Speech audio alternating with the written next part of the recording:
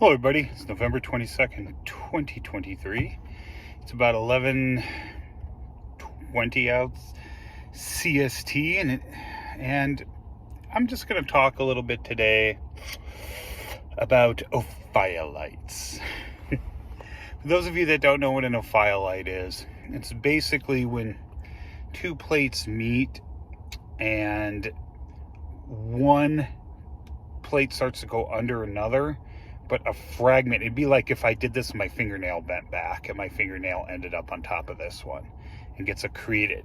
So it's basically a piece of the crust and the uppermost mantle, the lithosphere. It's a chunk of the lithosphere that gets abducted instead of subducted. It gets abducted onto a continent or something like that. It's usually a continent, although it can happen from ocean to ocean too. So these things are kind of cool because I guess you can get rift-associated ones, but at least that's a hypothesis, but it seems overly complex for no reason. But these things generally, basically what they do is they follow a specific pattern. The package may be 5-10 kilometers of ocean crust. It's always the ocean crust that gets it. If you got a continent and ocean, the ocean obviously goes under. It's a piece of that ocean that's going to get dislodged, not the continent. So it's always ocean crust, and depending on how thick that crust is, you get pillow lavas on top, and then you get basaltic and mafic aphanitic rocks that make up the ocean floor usually. I mean, there are rare felsic exceptions, but we're not going to talk about any of those. And, eventually you get down to the moho. The moho is that border. There's a physical moho and there's a seismic moho. They're slightly off, but they're pretty consistent. And at least in the ocean, they are.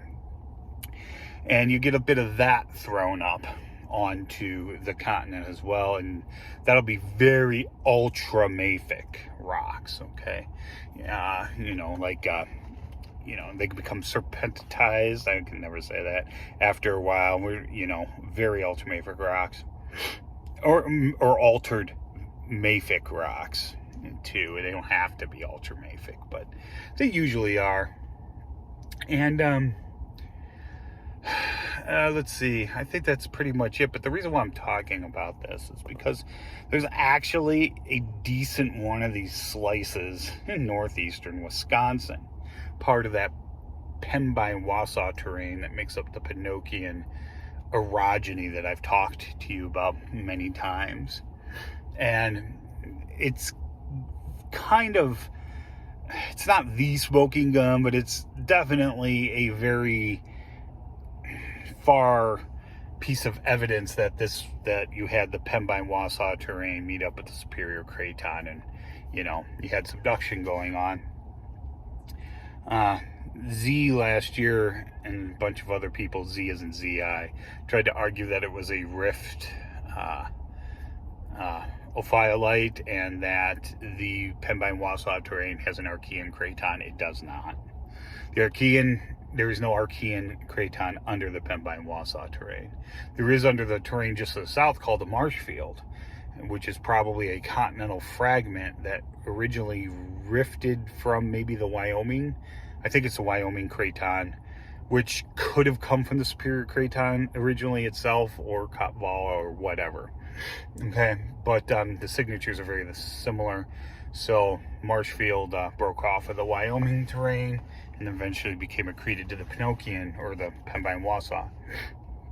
The Pembine-Wausau terrain, here's something interesting. We have these models for it. Basically, it's an island arc. That's the traditional thing, and it just kind of meets up with the Superior Craton, and then the Marshfield comes along at some point and does that. But nobody tells the origin story of this thing. Nobody tries to explain it. They just say, oh, it was a volcanic island arc like Japan, and that's the end of the story. Okay, and then they show it just appearing out of nowhere and accreting to the continent. Here's the thing, that's not an origin.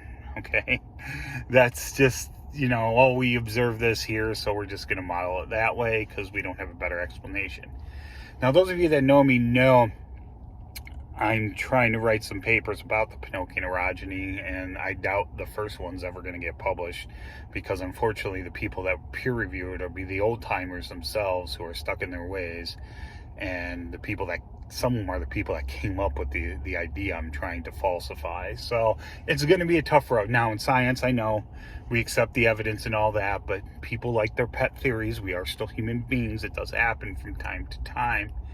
And that would be the existence of the Niagara Fault Zone. The Niagara Fault Zone has nothing to do with the Niagara Escarpment. That's the Silurian Devonian rocks exposed, Ordovician 2, I think, around the Michigan Basin up to Niagara Falls. Okay, it has nothing to do with that.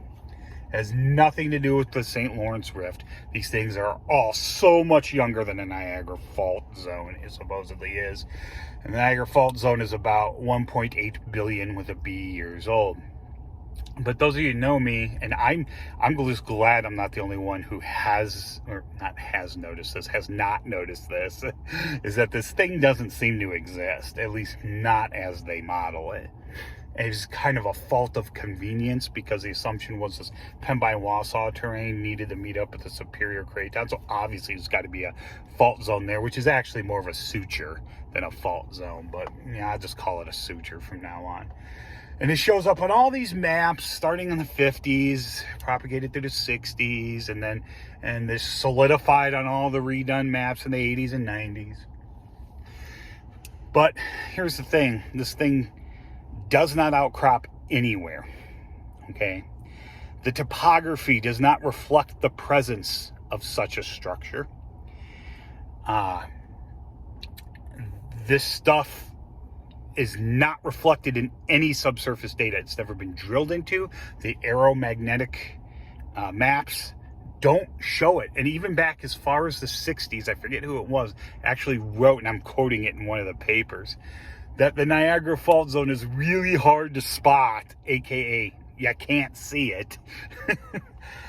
It was already ingrained in people's heads then, it doesn't show up in the subsurface data. You think that would have been a clue, but no.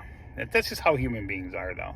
They think they needed this thing to explain it. Now we're learning a lot of the rocks supposedly on the south side of this fault are not volcanic in origin. Their protoliths are not volcanic. They're actually sedimentary. And there's smoking guns you really can't argue with.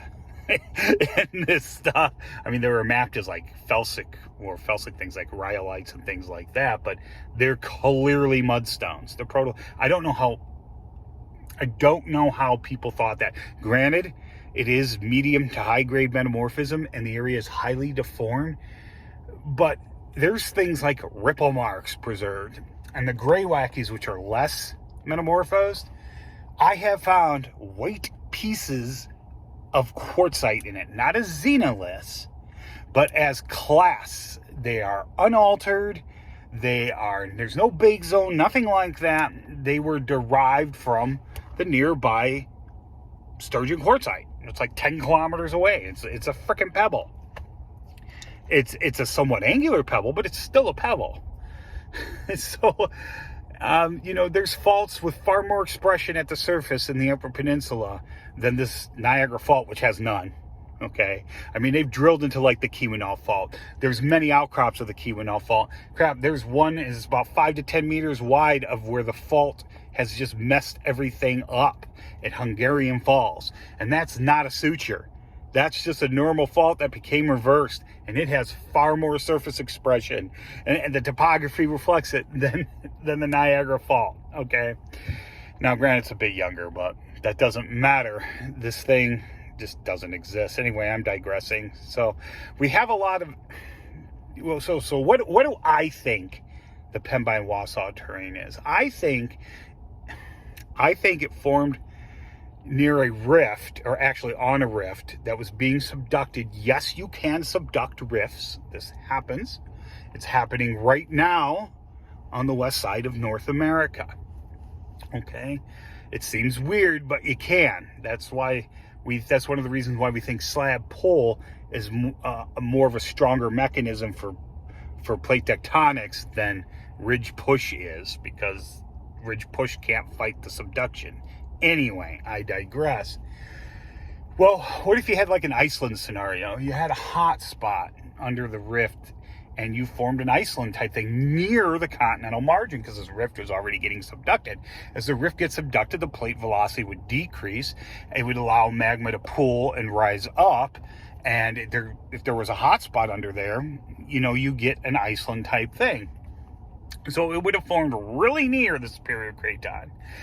And it just generally, as this thing formed, you would have got the sediments and volcanics between the Superior Craton and this. And then eventually it was just a soft collision as that rift became subducted. And then Pemba and Wausau terrain could not get subducted. It has a lot of felsic volcanics in it as well. So it stayed and the rest got subducted.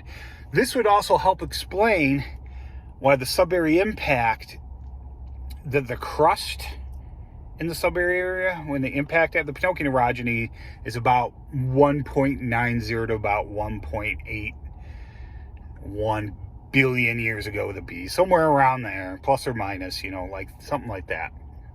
So the crust was thin and allowed for the impactor, which was bigger than the one that killed the dinosaurs, but there's a lot of mantle melts from that. And so the crust had to be thinner. And an Iceland type scenario would explain that. You had thinner crust where this rift was being subducted. And so you had magma still trying to reach surface, still trying to thin the crust, still trying to spread, but it couldn't beat subduction. Subduction was better. And that would explain it. At least that's where I'm leading with it. You don't need any complex rifting Archean things going on for no reason. Anyway, that's it. If you guys can, I just want to show this. This was a more expensive book that I have on my on Amazon, and I field tested it. It actually works pretty well. These are to scale, by the way. It actually got drizzled on, and the hardcover lasted. The pages are not right in the rain. They're not, but it's a little bigger than your standard field book because I want you to be able to, you can fit in a cargo pocket. I've done it, but it leaves more space to do more things, and it's gridded on both sides instead of one. Anyway, please check that out. I'll link it below with some other stuff. Obviously, I'll have some of my spread shop or whatever stuff too. Anyway, I think that is, holidays are coming up, so take a look at it, please, if you want. Anyway, now that's it. If you have any questions or comments, please leave them below. I hope you learned something.